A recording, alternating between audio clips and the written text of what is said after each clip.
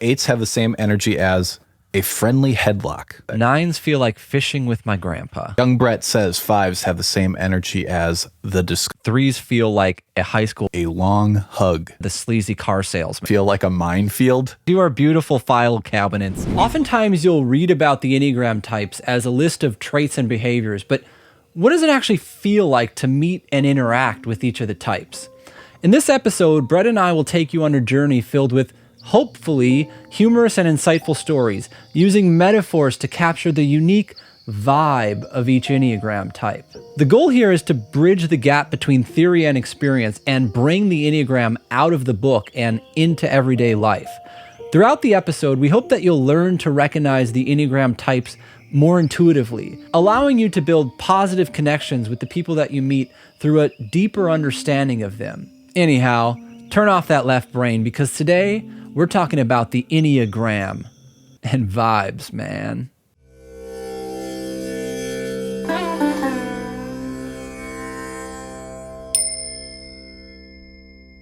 All right, welcome to another episode of the Talkin Truth podcast. I'm joined by Brett Banka today, which means that we're doing an Enneagram Observers episode. And this one was kind of his idea, baby. I'm not sure that I even fully grasp what we're talking about today, Brett. So what are we talking about? Well, first of all, was it my idea, baby, or was it my idea, baby? Do you get where that reference is coming from? Austin Powers. That's Austin Powers, straight out of 97, 98. Yeah, baby, yeah! Still got the memory. Anyways, yeah, this is my podcast. This podcast belongs to me today. It's mine. Yes. Take your subservient role, Elliot. Know your place. That's difficult for me. I know, especially with these creative things that we've talked about. Yes. You get a bro energy when the creativity comes out. But so this is an idea I had, and I made a Reddit post on it, like it's probably coming up on 3 or 4 years ago now. And, when Elliot kind of got me into the Enneagram, it's really easy to get all heady about it, and we like, oh, okay, 1 goes to 7 in health and 1 goes to, and you get like it's kind of an intellectual exercise, but after you kind of sit with it and understand the ideas a little more, for me, it became more of like a vibes thing. Yeah. Whereas like when I would meet someone, I would just kind of feel their vibe and be like, okay, they're kind of in this area. Yeah. And this is how I know how to kind of treat them. That's always been my appreciation of the Enneagram. It kind of gives me a shortcut to understanding like someone's buttons and like they're generally like, okay, I know what their buttons are. I'm not going to go there. I know kind of what motivates them that may or may not be useful, but it's like, that's kind of how I began to use it. And like I said, it became more of a process of identifying vibes. So I made an Enneagram post on Reddit that said, I went through all the types and I said, number 1, number 2, number 3 through 9, have the same energy as blank. And I would give kind of like a little activity or a behavior. Yeah. And it got a lot of discussion on Reddit, and I think some of these were pretty good, but looking back now, there's definitely, I think, some of them that were unfair, and some of them that needed, some of them need to be edited a little bit. The gift of time and introspection. Yes. So we're going to pick out of this bowl, and I'm going to read these off to Elliot, and he's kind of going to respond in real time. I know, like we talked about this post when it came out like 4 years ago, but I don't remember everything. Forgot most of them. All right. So, always I want to delay the content because I have more things to say. Anyway, but I think you answered it. And when you brought up this as a topic for the podcast, my if I'm honest, my first initial reaction was like, okay, it's kind of silly. It's kind of like, what does each Enneagram type feels like? 1 feels like this, etc. And I'm like, okay, it's kind of silly. It's kind of goofy. Like, it's kind of, like memeable material, but like, what's the depth to it? Like, because, hey, I don't have problems with the Enneagram being a meme or a source of entertainment and stuff, but that's not necessarily my brand or my interest in the Enneagram. So I think you kind of answered it, and instead of asking you the question, maybe I'll just see if what you said, this is the answer to that question. Like, what's the bigger depth or the reason to do this podcast just than kind of like superficial entertainment? And I think the answer is that, yeah, there's a vibe and an energy, and it's good to sometimes move the Enneagram in a more intuitive direction, because when I see typings online that I often think are wrong typings. It's really just like, oh, this person displays that trait, so therefore they're this type. But one of the biggest things about the Enneagram is types can have similar traits, but it really boils down to core motivation. And feeling that out is a much more intuitive thing. And being able to parse out whether this person's trait comes from that motivation or that, it gets a little slippery, Definitely gets slippery. And like, the farther in that you zoom, it kind of gets even blurrier. It's like sometimes, I should say most of the time, I trust my initial gut vibe of someone. That's kind of what I was going to say, where I feel in meeting someone, I can almost, first comes the intuition of their type. It's very rapid, and most of the time is right. And I'm not saying this is like my special unique gift. I just think it's something, if you really imbibe the Enneagram and get into it enough, it first comes the intuition, and then secondly comes maybe the checking the hypothesis with considerations and thinking about it. But often the intuition comes first. So I think we're going to kind of today talk about the initial intuition and the initial feeling and the initial experience of being in the presence of a certain type or something like that. Yes. Okay, so we're on the same page that this silly little exercise does have depth. Yes. And importance. All right. Okay, so I'm going to reach into the bowl. Let's see. I'll just start on the top for this one. 2. We're going to start with number 2. Ready? All right. Here's what Brett from a few years ago said. Number 2s have the same energy as a long hug. Yeah. Okay. So it's nice. I think we talked about 2s being helpers or givers and sharing this warmth and this affection, but then there's always that kind of nervousness, like, what do you want back from me? And that's kind of the hug, like, oh, this is nice, but how long is this going to go on for? Is that kind of what you're trying to get at in that? Exactly. Yeah. It's like, I acknowledge it as a loving gesture. My initial impulse a lot of times is to be like, if I were to manifest it in my body, it'd be like, stop. I don't typically like being hugged like that, especially if I'm not ready for it. Yeah. Now, so something that says about 2s, but also that is something, could, I suppose, say about us too. Yeah. Anyway, I have another, I think, example. So I've thought a little bit about, well, what would my experience or feeling, and kind of similar to yours. Yeah, you can give me an echo back of what yours is. 2s feel like, and I have a story to go along with this, but 2s feel like a nice home-cooked meal.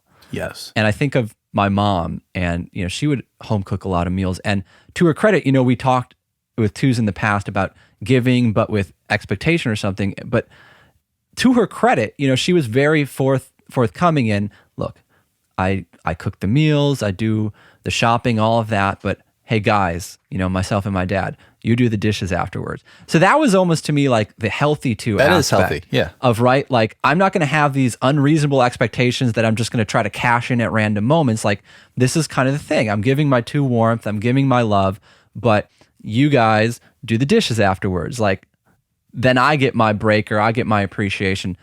So that's one thing why I like the home cooked meal, to share that story about my mom, because I think it was kind of like a healthy use of the 2 where but another thing to go off of this home cooked meal idea and 2s that like really made me think about 2s or appreciate them or whatnot. I lost my mom about a year and a half ago. And that's difficult in and of itself, to lose a sense of care and support and nurturance. But one thing that was unique to my situation is that only about 2 months or so after she passed, I ended up tearing the meniscus in my knee, requiring a big surgery. So not only did I lose this source of care and support and nurturance, I became in a very vulnerable place where I was very incapable of, in a lot of ways, of caring for and nurturing myself, because recovering from surgery, I mean, the first month or so of that might be just, the whole day can be just getting out of bed, taking care of basic hygiene, and like trying to make yourself a meal, which is so hard to navigate the kitchen. And what can I pick up when I have crutches and this?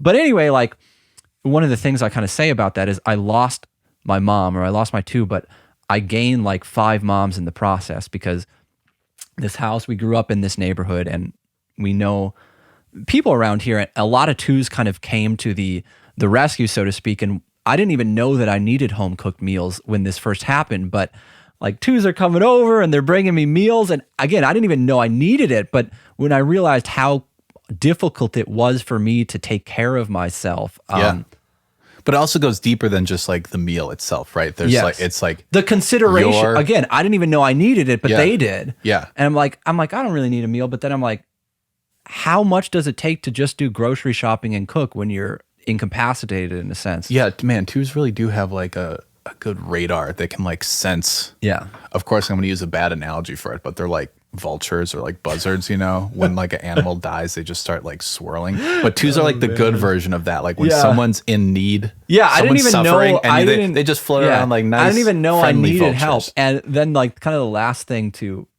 wrap up this story is it did make me a little nervous because I'm like, okay, there's a bunch of older ladies coming, cooking me meals. And it's like, all right, when the leaves need to be raked and the snow needs to be done and like the toilet needs to be fixed, like am I now on the short number 1 list of like getting called out? Yeah. You know, and I'll say this, some of them really just gave, and I haven't had any expectations or favors asked of me. But there's one like who's now become like my texting buddy and always like checks in on me. I actually ended up having to drive her to like a medical appointment the other day. And so there is that sense of, you know, being... That's not my mom, is it? No. Okay. No, like nervous to accept the help. But at the same time, I'm like, you know, they really helped me in a time of need. And now that I'm a young, physically capable body again, like it's not the worst thing to like be in a neighborhood. You're like, thank you, 2s. Thank you for helping me out. Now I'm willing to help you out too, even though I don't know, like there's some gray area, like what do I owe because of these meals? But it's kind of nice to be able to give in that sense too. It's like, you know, I was thinking, what turns a house into a home? Yeah. It's a 2. I think that's what there it you is. go. All right, I'm going to pick a next number. Yeah. Right? This one, I'm going to swirl it. Ooh, it's going to be a little more wild. Ooh, go in another heart type right away. We have the 4. Okay. All right, let's see what I said about it. 4s have the same energy as a poem. First take on that. It's certainly an association I have. We talked about Rumi being 4. Now, a poem, they have a little artistic bend to life, a little, just a way of seeing a uniqueness or a beauty that you really kind of, if you're a more logical type, you have to, like for a while, I didn't really get poetry, like read, like I was just like, I don't know. Like, can you explain the interpretation of this to me? Like, I don't get it. Why don't you elaborate on that? I would have used a different thing, maybe. So I think a poem, because again, it's like, and it's hard because we're trying to describe vibes, but there's something like deep, like introspective. Yeah. I would say like flowery or like inherently aesthetic. And this is also a note on it because I have to throw in a little bit of a negative. It's like when I hear like, oh, let's read like poetry, like actually a big part of me is excited and I love poetry, but there's another part of me that's just like, motherfucker.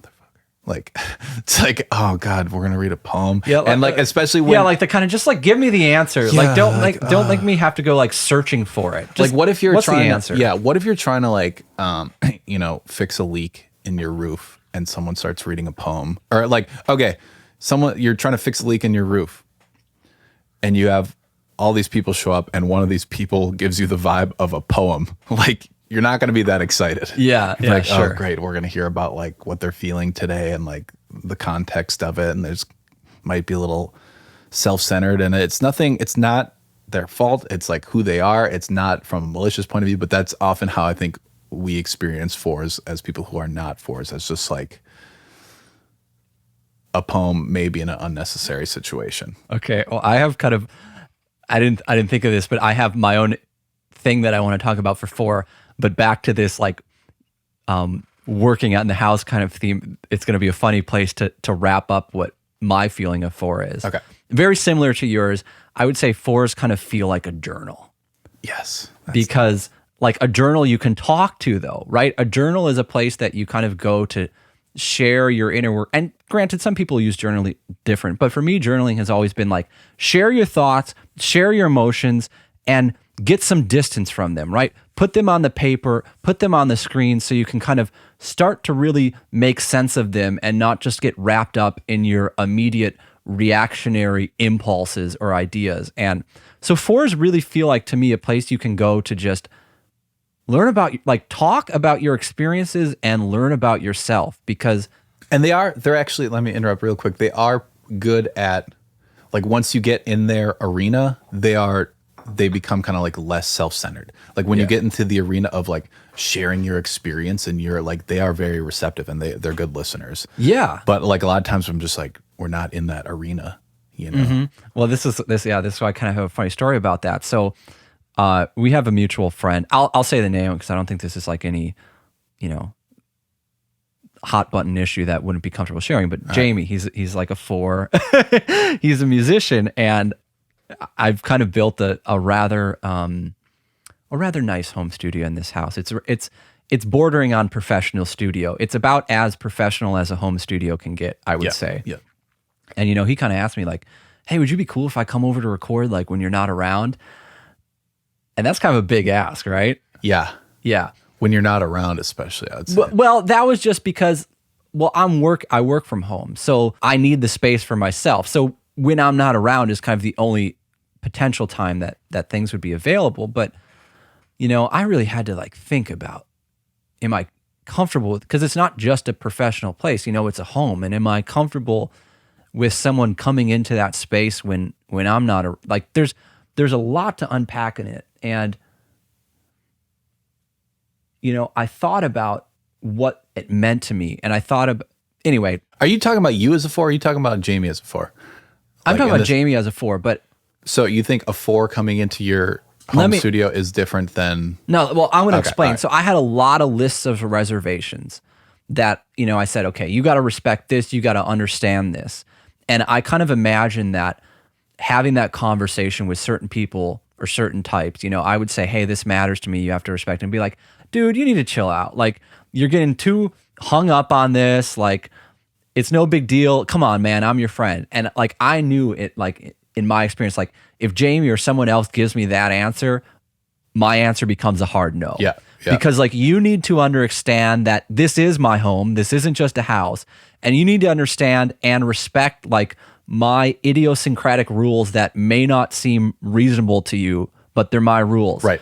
So I had this conversation with him, and what really won me over and made me comfortable having him in this space was just really feeling like he could understand with and empathize with and like recognize with what was important to me, and feeling like he got it. Yeah, I could see him getting that intuitively. So then, to kind of your point about what, the funny thing about needing help with the 4 and they come over as a poem, the other hard boundary I set was, this is a home, and it's not just a creative space. It's a place that requires a lot of maintenance. So I set up a very strict, for every hour you have the space, you owe me like 10 hours or 10 hours. Dang. 10 minutes. Ruthless. 10 minutes of yard work. So kind of like, it's kind of like that 4 going to 1 vibe where I'm like, all right, you get the creative space. I value as a friend, but this is a little bit of a bigger ask than just like friendship.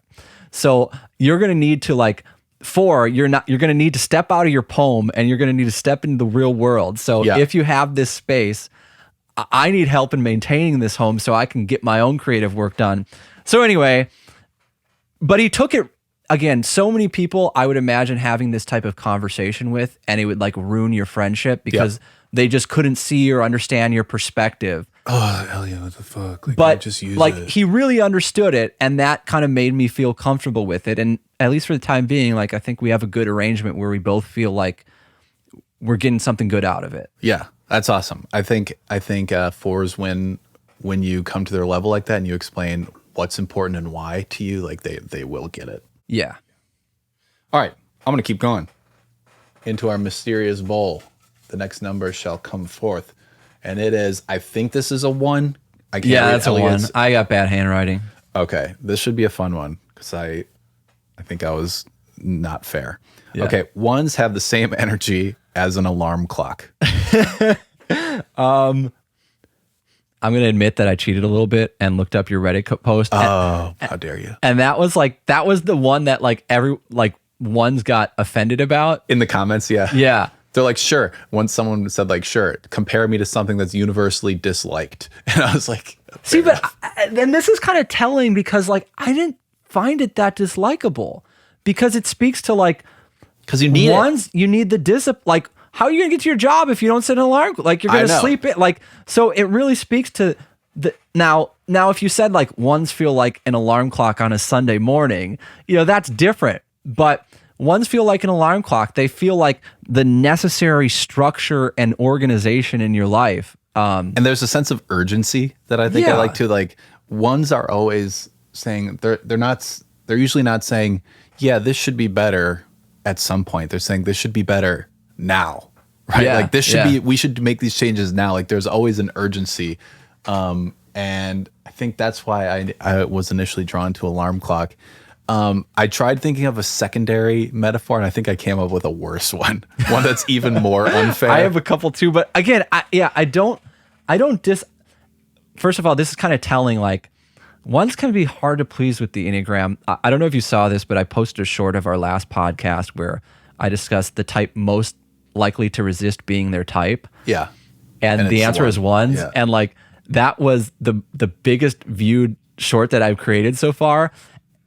And it was controversial. Like, it had like 50% likes and like some people got pretty nasty, but like so kind of one of my takes is ones like, I don't know why don't you like, I like ones. I don't know why ones don't like being ones sometimes or resist the idea of ones, but I have a lot of respect for ones do. So I'm sharing that short as an example, but also your post, like kind of triggering like, oh, we feel like alarm. Like, I don't think it's a bad thing, but somehow ones sometimes read descriptions about themselves and feel like it's a bad thing. But I don't think the analogy of the alarm clock is an inherently bad thing. I think it's a good thing. Yeah, I think they would more respond to like upholders of the eternal good. Yeah. Something like that. Like, okay, that's me. Sure. So I was thinking like, I still like the alarm clock and I don't think it's as bad as some ones responded. But my second analogy, it's worse in some ways, but it has allowed me to like ones a lot more. Cause I think, to give a little more context too, you and I had both had,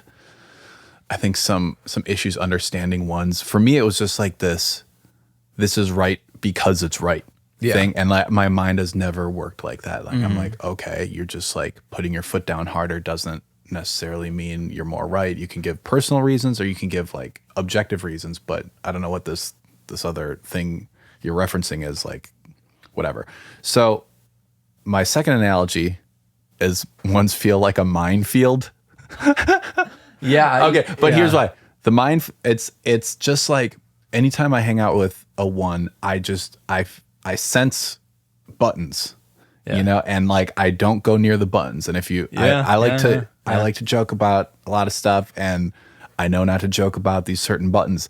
And it often is tied to politics. It's not one side or the other. I've noticed like, when we were younger, it was more like the time of the right wing ones. Like if you said anything about Jesus or the military or America or George Bush, anything slightly critical or joking about it, there'd be like, the room would kind of get cold.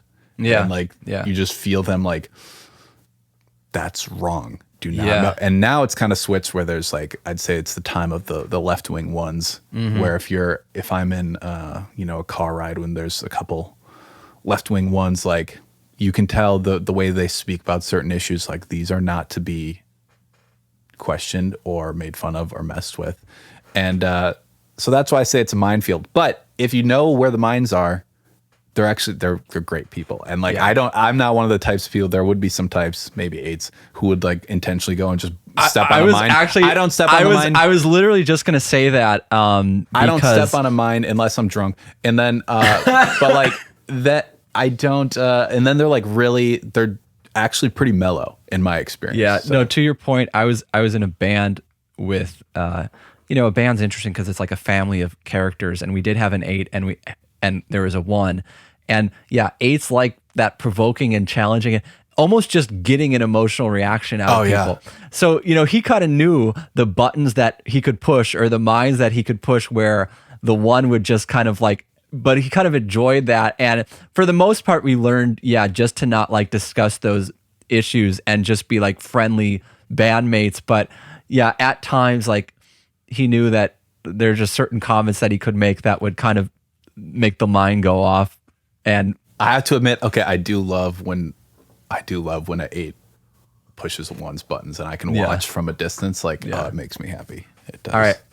You want to keep going? No. Or you have another one story. Because yours, I think it's totally true in a certain type, but I have different experiences with one where I want to share to just round things out. And kind of the band thing, one experience I have being around a certain type of one is feeling like a balloon is about to pop. Yes.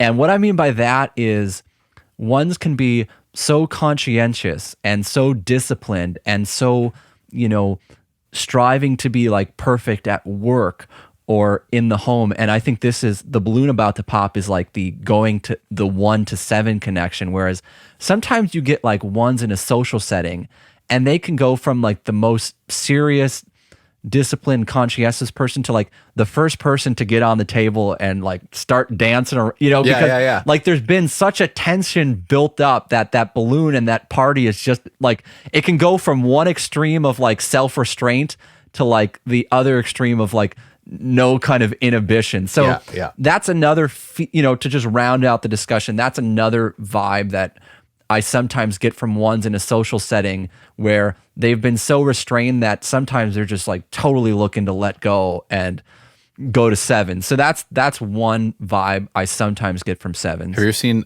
School of Rock?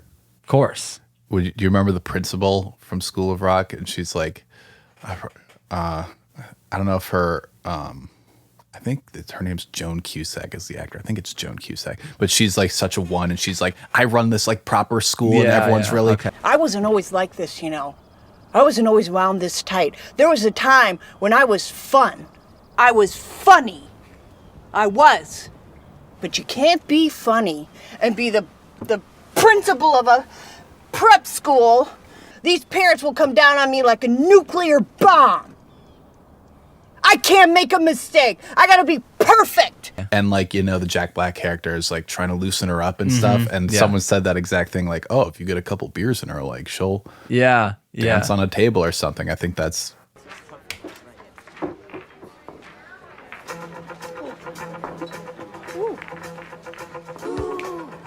I love this song. A perfect example. So all of you should watch School of Rock. Oh, pay attention to the heck Enneagrams. Yeah. I'll watch School of Rock again. It's just a good movie. All right, and I even have one more because that's kind of like that's a kind of a silly thing, but I do have one more thing that ones feel like to me. And again, they might be offended like this because it sounds boring, but it's like so necessary. Ones feel like a well-organized file cabinet to me. Yes. To go back to, talking about my mom passing, because it was like right around Christmas time, there was a real pressure to like get the service like a week after she passed. And there's just like so much that you have to take care of in that time period. We didn't really have funeral details laid out. I had to take care of that and then writing speeches and getting family to come in from far out. And one of the things that I thought was like, I really appreciate about knowing about the Enneagram was I was in the role of kind of delegating the tasks. And, it's like, okay, well, my uncle's a preacher, so I'm going to let him help out with the obituary, and other friends, can go run this errand or this task for me. But one of the big things we had to decide was where to like hold the luncheon after Mass. And that was a task I'm like, the perfect person to give this to is my aunt who's a 1. Because I know I'm not going to have to explain it to her. I'm not going to have to baby. I just know she's going to be like, she's going to write her list and she's going to just, so she calls all these restaurants, she gets the prices, she gets the amount of people that they can hold, she gets the time, and she presents it to me. And then she even has the foresight to think, okay, there's going to be a lot of older people coming from like up north, and they're not into phones and GPSs. So she goes to like Kinko's and prints out like physical directions how to get from the church to the luncheon afterwards. So that's something where like it was just such a beautiful thing to give her this task, knowing that she had the capacity to just like knock the organization out of the park. And like that story makes me remember how good at paying attention to details ones are. That's one thing like the 4 and the 1 have in common. They're just like, they, if there's a speck of dust, morally or physically, a 1's going to find it and clean it up. So just, like the relaxation that it gave me to be able to delegate this task and know that it would just be like perfectly handled was something commendable to talk about with ones who don't always like themselves, but it's like, or, you're comparing me to a file cabinet, but there's like such a beauty in the organization and the, you can count on itness of, if it's a well organized, you can go right there and you're going to find what you need and you're not going to get scattered and you're not going to have to give up on the task because you're frustrated. You just, it's going to be there when you need it kind of thing. Right. All right. Good. All right. I think we squeezed the juice out of that one. We're going to go to, all right, 7. All right. Here we go. Young Brett says, 7s have the same energy as a day at the amusement park. Yeah. I still like this one. What? Yeah, because it's like, it's exciting, but you can't spend every day at the amusement park. Like there's a time where you're like, okay, I need a break now. We just walked around 10 hours at Disney. Can we just sit by the pool the next day or something? Yeah, it's like inherently kind of tiring. Which is like, I love actually I love and hate all the types. I was going to say I love all the types, which is true, but I also hate them. But one of the things about 7s, they're just so good. Like when you need fun, you should go to a 7, but I can't be around them that long. It's tiring. Yeah. And maybe there's some healthy ones that I wouldn't get that vibe from, but a healthy 7 would probably not make you feel tired out. They might just be, like a grounded, fun and uplifting. But I still like this one, day at the amusement park. Yeah, well, even kind of can't do it every day. It's a long day. Yeah, even kind of to your point, like as a musician, I have gravitated because of my own personality inclinations to the more production, the more mixing, the more spending a lot of time alone and working on your craft. So as time went on, I'm having to say no to a lot of gigs where people want me to learn songs and play in their band or show up. And I say no often because it's not the most interesting thing to me and whatever. But I find myself saying yes to this one gig of this guy who's kind of a 7-wing 8 and runs this band, not because it's the most musically interesting gig, not because it's the best paying, but because like I just like spending time around him. Like he's a good hang and he always makes me laugh and it's just like, it's fun. But then to your point of it being too much, like sometimes we'd go drive down to Illinois and play these casino gigs, which, that's the fun thing. But then it's like, well, hey, we're in Illinois casino. Like, let's stay up. Let's go to the local bar or even like, let's go to the local strip club and see what the talent looks like in rural Illinois.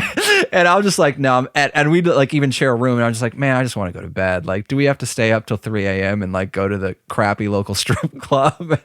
Yeah. It's like, but they're just always down for fun. And I think on a darker note, it's like, I'd say 7s might be one of my least favorite types to have a fight with or to be in like a conflict with. Yeah. And it's kind of for the same reason. Like imagine like getting in a fight with someone at like an amusement park. Like there's some, like the juxta. Let me use you this big, skipped me in line or something. Well, no, even just like even like your brother or your friend or your dad, your mom, like getting dumped at an amusement park. Like it's just I'm gonna use this big word, the juxtaposition of like people having fun on a roller coaster while you're getting dumped. Yeah. Just I hate it. Like I'd rather be dumped at like my house or somewhere that's quieter that I can kind of like take it in a little more. But that's why they don't mix amusement parks and 7s. I don't think mix with heavy conflict. Well, kind of to my point about talking to the 4 about like the studio and like really feeling empathetically heard. Like you can kind of imagine the 7 like, no man, it'll be fine. Just let me go in your space. Like you're too worried. Just man, like we're good bros, right? Like you can. Yeah. Oh yeah. And then they would, if you put your foot down and said like, no, these are what you'd have to do. They'd be like, dude, man, what the, you and your rules, man. Yeah. And that might like push them away for a long time. Cause they'd be like, they'd now associate you with rules and hurting their feelings and not being fun. Yeah. It could ruin their friendship potentially. Yeah. All right. I think we should move on. We will now go to the 3. Ooh, okay. 3s have the same energy as a plan to hop over a fence. A plan to hop over a fence. A metaphorical fence, perhaps. Yes. Yes. Okay. Yeah. Fence, I think I was getting at like a task. If I'm being specific, it's usually, the fence is almost always like a problem that if we solve, we're going to get admiration. Yeah. Like they're always trying to be like, oh, what if we did this? And then the unspoken subtext is, oh, what if we did this? Like people would think that we're awesome. Okay. Okay. Now how do we do this? Yeah. And like they get into like problem solving mode real quick. Yeah. I get what you say. It's interesting because again, we have different experiences with different types. And one of the things I was going to say about 3 was I was going to say 3s feel like a high school friend. So I think we're in a similar ballpark, but for different reasons, right? Because like jumping over a fence is something you do in high school, but the healthiest 3s to me, and that I can think of that I know personally at this time, is like the type who has that kind of high school exuberance of like, don't give up on your dreams, like follow your dreams, like jump over the fence, like jump over, some of your fears or some of your limiting beliefs, and like don't give up on that high school dream or whatever that you had. To put it in more concrete terms, I know a musician, we're in Milwaukee, which has somewhat of a music scene, but it's not like, I know a musician who moved to Nashville because he's like, he's young, he's talented, and it's like good for him for believing in himself, because I think that's not believing in himself is the only thing that would stop him from not making it, because I think he's got everything going for him. Yeah. And to again, maybe bring some balance about what I was meaning with the fence. There's also, I think on the unhealthy side of a 3, it's like, okay, you're supposed to, run a lap around this block or something. And then also they'd be the most likely to jump over the fence and just take a shortcut. Yeah. The shortcut to success. Yeah, they're always looking for the shortcut to success. And a lot of times it's just smart. Sometimes it's like immoral. And I think they have a hard time seeing the difference. That's what I was going to say. The vibe that I get from the healthy 3 is like the high school friend who never gives up on your dreams and like kind of encourages you to never give up on, or never gives up on their dreams, encourages you and just is inspiring because of their dedication and their belief. But then the kind of, to go off your fence, like the negative 3 feels like to me is kind of the sleazy car salesman. Oh yeah. Where it's like, why are you complimenting me? Why are you like, even in, again, the music sense, like there's a guy who's like, dude, you're a great guitarist. Like you should be in a better band. Like you're way better than that guy. And I'm like, you're saying that to the other guy too, aren't you? Like what social game are you playing? And it's like, funny, you can sense it goal immediately. here? It's like, why are you doing this? It's like you can sense that you're talking to a mask. You're like, which we'll have to have a whole episode on 3s, but I don't like it either when someone who's really 3-ish is trying to sell me something. Like it makes me uncomfortable. Yeah, and you don't always know what they're trying to sell you either. And you know what? A lot of times they don't know. They know what they're trying to sell you, but they don't know why. Like I've noticed 3s are kind of the type that I pin as taking action and like doing things, but they don't know why they're doing it. And they'll be like I'm trying to think of an example. Like a lot of times, maybe like making fun of someone, and they'll be like if you start getting to the root of why they're making fun of someone, they'll be like, oh, because they'll give you some reason, and it's not. You can tell there's something hollow about it, and what it's actually, it's like they're like ambitious, and it's like they want to feel better than other people, and the easy way to do that is just push other people down. Okay, but it's like, but they'll give you this elaborate reason of something, and they have no idea why they're being mean to someone, why they're being nice to someone. Like I think it gets kind of convoluted, but that's another discussion. Sure. Well, anyway, I kind of like how we had different things we thought about, but we were able to see the positive and the negative to jumping over the fence, so to speak. And then it kind of fit in with some of the ideas that I had as well, with the sleazy car salesman, or the really inspiring, like person who never loses their kind of youthful belief that they can make it happen. Yeah. So right. Cool. Let's get the next one. All right. The next one is I think this is a 6 because you drew a line on the bottom. or is that a 9? We're going to say this is a 6. Yeah. Well, it's a 6 for now, and then if there's something that looks like a 6, it'll be a 9 later. That's exactly 69. Right. Okay. So the 6. Let's get this microphone. Young Brett has declared that 6s have the same energy as a list of precautions. Yeah. And list, I think, is important too. Okay. The word list. Do you have any responses right away? Yeah, I have again, 6s we talked about can be so varied in their. So I have an interesting one that's going to go like kind of share the other perspective of 6. I like it. I think of I went for a wedding where we had to go travel, so I was sharing a hotel with some friends, and I've been in hotels, and it's like the 6 was like very concerned, like we need to check for bed bugs. Yeah, and the other of us were like, I don't know, we've been in hotels, like we can probably just wear long clothes. It's a nice hotel. Like that's kind of my solution. But he's like, no, we need to check. Like, have you seen what could happen? So like we get to the hotel and everyone probably wants to relax and do their own thing, but he's like getting his microscope out and like check it. So there's that vibe for sure. Yeah. But to his credit, he actually found something, and then we ended up getting moved to a much nicer room. So yeah, I mean, and maybe that was maybe what he found was like a piece of lint, and you still got the benefit of the doubt, but it's good. I'd feel better knowing that you have someone who's keeping track of that stuff. Because I think for both of us, and I share more 6 traits than you do, but I think both of us are kind of too much like in the clouds to be interested in that stuff. That's kind of my takeaway from the bed bug thing. Like, to be honest, like the rest of us were like, dude, do we really need, like, we were annoyed that like instead of enjoying our time at the hotel for the wedding, like we probably went to 2 rooms before we got our final room.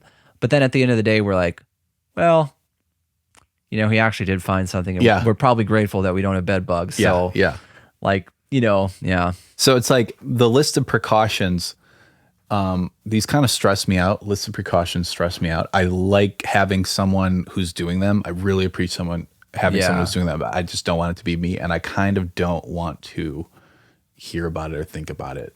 Like it's almost like they're great at this because they love, finding it's the point that like, I know it comes from fear, but at some point the fear and the excitement like cross and you can't tell which one is which. And it's just like, they just get energized by this possibility that there's like something that could go wrong and that they could jot it down and like fix it.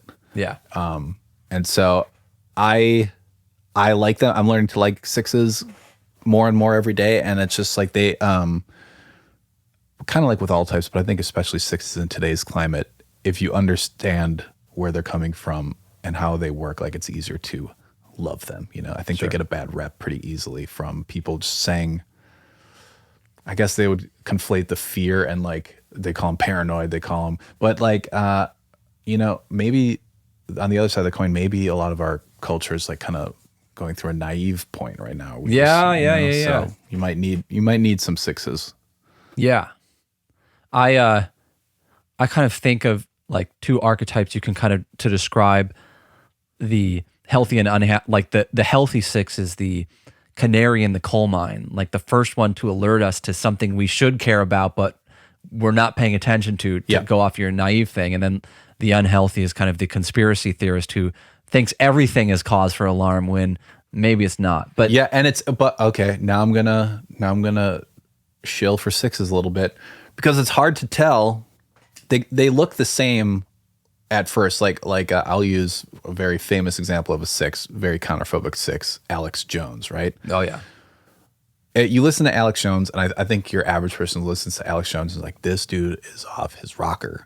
He just looks for conspiracies in his cereal. Like, oh, I had like these alphabet soup in my bowl, and like it's spelled, you're gonna die. You're like, okay, dude, like that's not happening. Yeah. But some of the stuff he's like, oh, this was like 12 years ago. He was like, oh, these elites, they go to this island.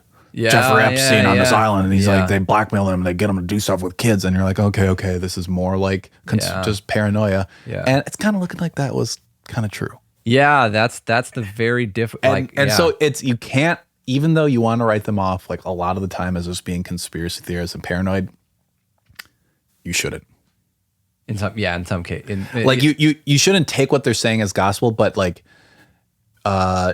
you shouldn't throw it out either, because they might be onto something.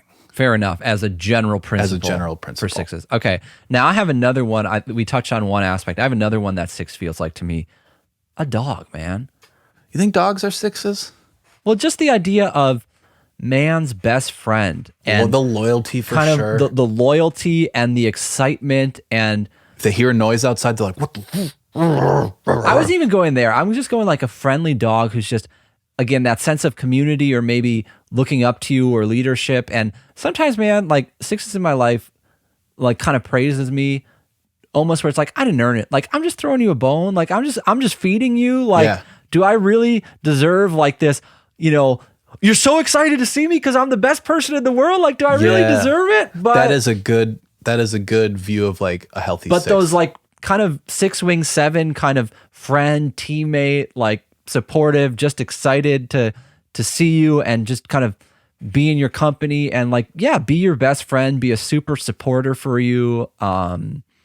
So that maybe more so 6, like your kind of thing speaks to maybe a little 6-wing 5-ish. And my thing with the dog kind of speaks a little to 6-wing 7, but just the loyal supporter, like happy to be in your company, and just good boys and girls. Yeah. 6s are just, when they're healthy, you can't ask for better people. Yeah.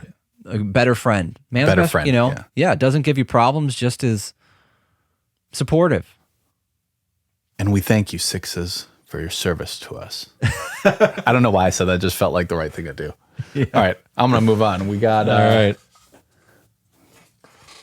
Elliot has terrible handwriting, just for everyone. I'm going to show everyone. It's look true. how bad it is. Look how bad. I think this is a 5. Yep, it's not in focus. Sorry, Brett. Whatever. No one will know. It is a 5. It is a 5. All right.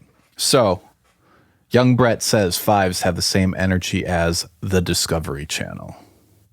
I don't watch a lot of Discovery Channel, so you're going to have to explain that one to me. Okay. Discovery Channel is just full of endless programs of facts that may or may not be relevant to you, probably not relevant to you.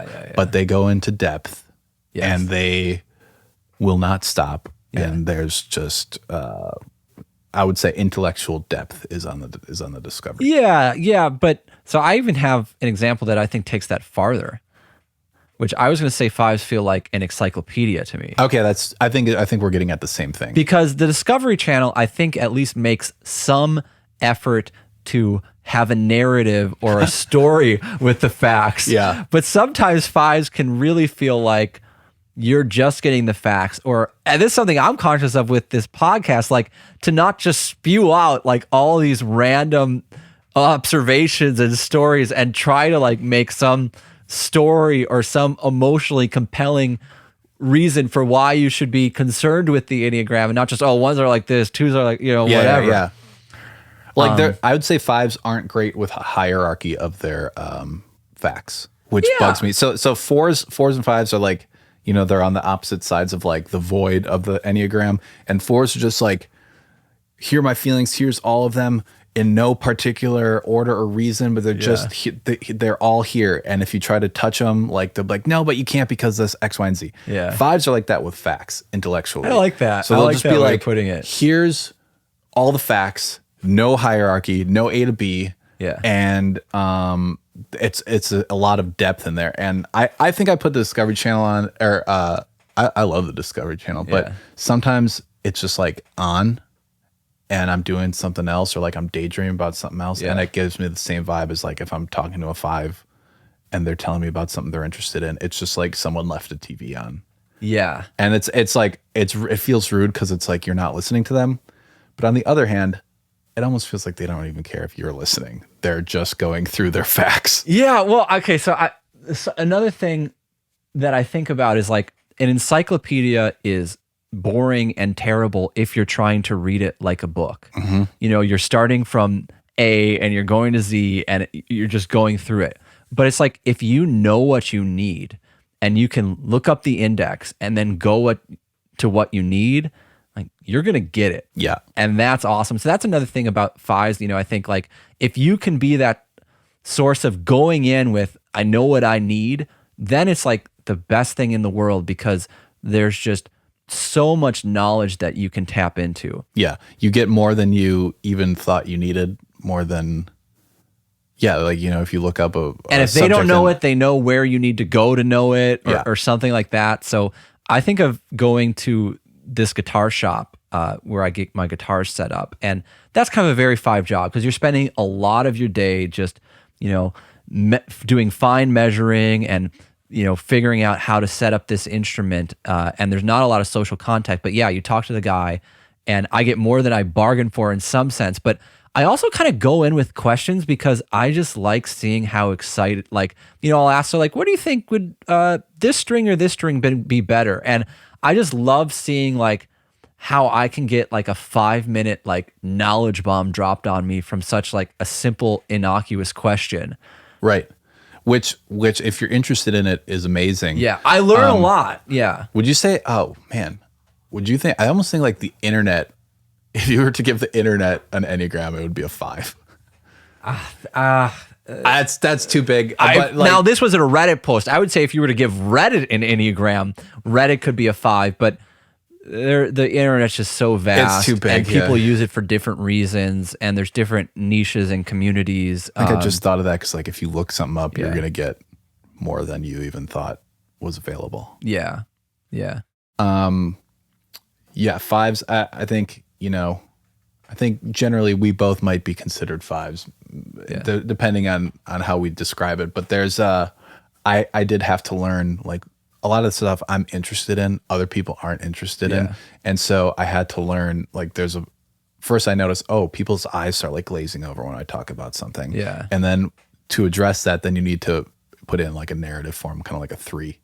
Yeah, I was going to say that like, I can get you interested in Atlantis. Sometimes, like, pyramids. I think 3s can annoy 5s because, like, there's so much more depth, and you're just going to, like, make it into, like, a top 5 things you need to do, or like 10 list, you know, like the kind of list of top 5, top 7. Yeah.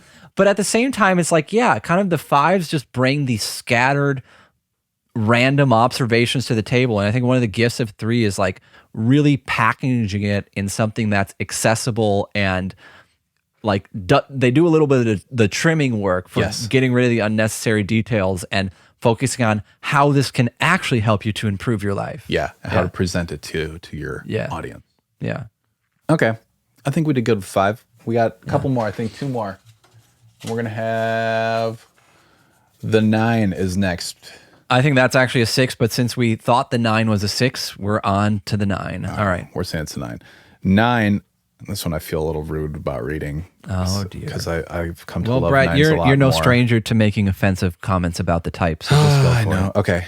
9s have the same energy as a friend from the HR department. Toby from The Office, if anyone watches The Office. Well, this is good because you always have the rude ones, but I have a way to have a positive spin on things. So I love 9s. That's why they're like, again, it's like the lack of, like, nonsense vibes is why I love them. It's like every other type brings some kind of thing that I have to do work to, like, deal with them. And 9s don't do that. They're just peaceful, good vibes usually is why I've come to like them. Uh-huh. But, okay, let's see what you got to say about the HR department. But you say, like, and I would agree, they're peaceful, good vibes, but that's where 9s, I think, are like, oh, a friend from the HR department. Like, what does that mean? Like, HR, people don't like Toby. No one likes Toby. Yeah, I know. That's why I feel like rude about this. But, like, a person, HR, in theory at least, it's like you don't notice them on a day-to-day basis, which is one element, for better or for worse. And when you do notice them, it's to, like, harmonize a conflict at work. Yeah, I mean, fair enough. And they do that, and they usually are kind of 9s. Like, so that's where my mind went. I would maybe say something different now. I'll save it till. Do you have a? I do. You have I do. Okay, let's see what you have to say. 9s feel like fishing with my grandpa. That's a good one. I was going to say something like 9s feel like a hike in nature. Yeah, or something. But to the specific thing about fishing with my grandpa.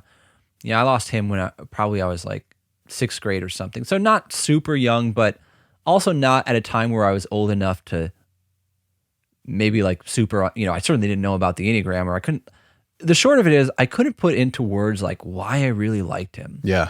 But I look back at pictures and like every family gathering, around the table, like I seemingly always insisted that I sit next to Grandpa. And there was just some energy about him, something that was so compelling to me. And I think, he had good vibes. He was a good hang. I think in hindsight, I have to imagine, although again, this is a long time ago, I think he was really a 9 who had a well-integrated 8 and 1.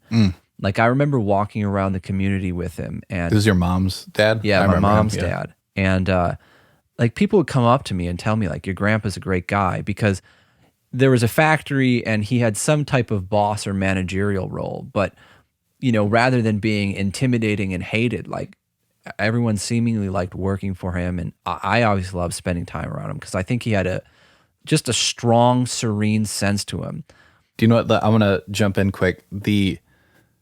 When you notice, like, I think 9s, you don't notice their presence sometimes, but you really notice their absence. Yeah. Like when they're like, when like the 9 stops, maybe they pass away, maybe they move away, like when they're part of a group and then they're gone, you're like, oh, yeah. Oh, this isn't fun anymore. Like, yeah. I didn't realize how much person X was like bringing to the table. Like, for sure. But it's weird because you don't notice them in the way you might notice like, a 3 or something. Yeah. So to kind of finish up my story, fishing with my grandpa, it wasn't the excitement of fishing that made me as a young kid like to do it, because he would often, like, we weren't going to catch the 100-pound whatever bass, or sorry guys, I don't know if bass get up to 100 pounds. They don't. You get the like, it wasn't exciting fishing. Like I remember often we'd be on a little boat or we'd be on the creek, and honestly it might be 4 hours and we might not even catch anything. Right. But it was just enjoying being in the presence like of my grandpa, and it didn't have to be exciting. So that's kind of what 9s feel like to me. Like I'm not often one who's like interested in small talk, and often 9s aren't either. And it's sometimes kind of like relaxing when, like, I was just at this wedding we talked about, and everyone's kind of dancing and getting crazy or having all the small talk. But I just remember like being at the table where we were just both kind of sitting there watching everyone do their thing, and like we were both comfortable in not being like, so what's up with you? Like, what are you up to? It was just like, all right, we're just gonna hang, we're gonna chill, and we don't need to catch the big fish. We don't need to make this some big thing. We can just quietly enjoy each other's presence. Oh, they are good at being quiet. And because they don't, all the other types, I think when they're quiet, there's something else happening. And 9s are just like, there's nothing else. Yeah. It's just space. It's good space. Yeah. It's a comfortable space, and it doesn't need anything other than that. So 9s feel like fishing with my grandpa to me. All right. I think that's a good one. I think they're integral with nature. It's like you can't, it's hard. I think you made this observation that almost every 9, like their profile picture on social media is like just mountains. Like it's either like them with the park or just like the park. Yeah. Yeah. All right. I think we're going to move to our last one. Ooh, our last one. I think there should be some interesting discussion on it. What haven't we talked about yet? 8. The 8. Yes. Okay. Okay. So 8s have the same energy as a friendly headlock. Yeah. I think this is an okay description from young Brett, but it's, I think it lacks something, and I'm not sure what that is. What do you think about a friendly headlock? I kind of, to that like playful, challenging role, obviously the unhealthiest 8s like are out for blood and are out for conquest and are out for dominance, and that's its own separate thing. But, well, hopefully, neither of us like to spend a lot of time with or can distance ourselves from that. So yeah, I think of 8s, in the band world, the friendly headlock, like playfully challenging. It's funny that they're next to 9 because I always think of 8s as like bulls in china shops, like a bull in a china shop where you just, they might put you in a friendly headlock at like a funeral, just like at an inappropriate time. They're just not inherently good with tact, at least right off the bat. I think when they, grow into 2, they are actually like really good at that. Yeah. But it's not immediately inherent to them. Sometimes what you need is not this serious, like, oh, it must be so difficult. Like sometimes you just throw some dirt on it, you know? Want that friendly headlock. Like you're tough. Throw some dirt on it. Yeah. And another thing about that challenging thing, like it's a friendly headlock, but I think nines are looking to see like, can you play?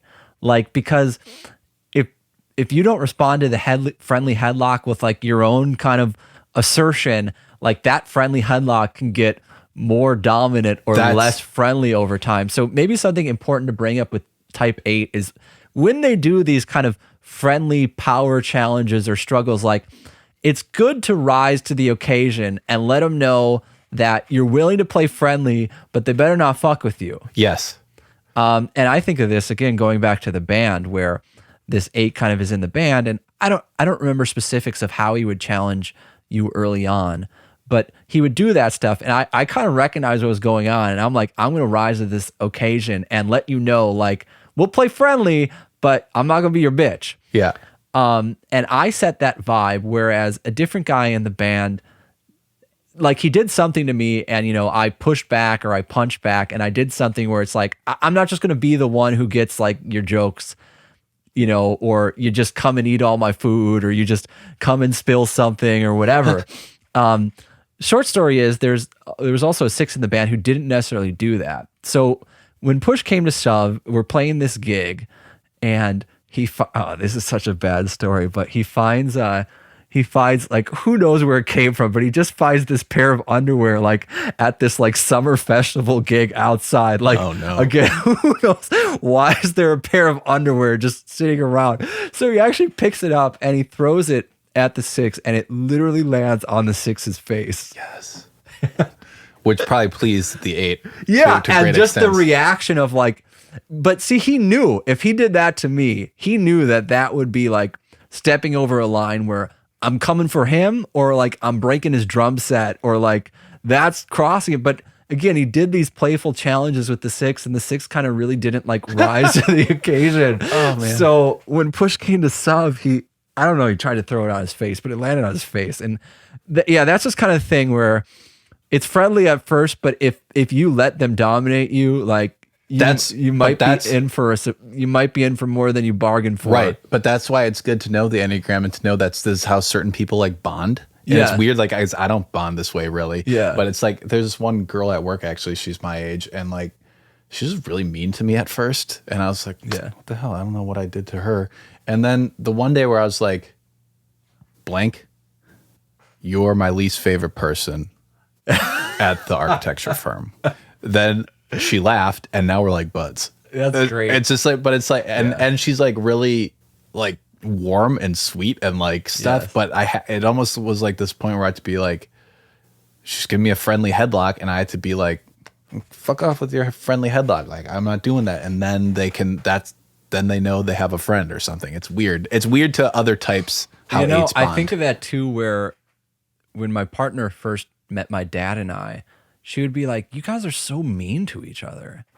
And it's that same kind of 8 bonding where like my dad and I's way of bonding is just like kind of throwing insults about like how you're not stepping up in life or how you're being useless. and she was like so concerned about it, but I'm like, no, it's just like how we bond. And it reminds me of, do you watch the show Modern Family? No.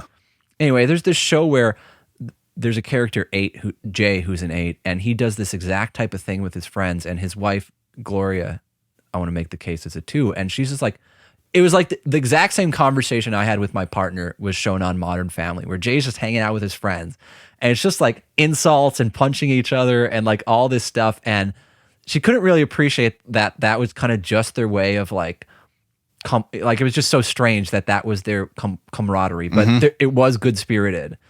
How you doing, you dumb son of a bitch? Hey, old Mick. Looks like you put on a few pounds. Oh, you too? What, are you eating your hair? Oh, Gloria. Oh. Hey, I think I misplaced my phone.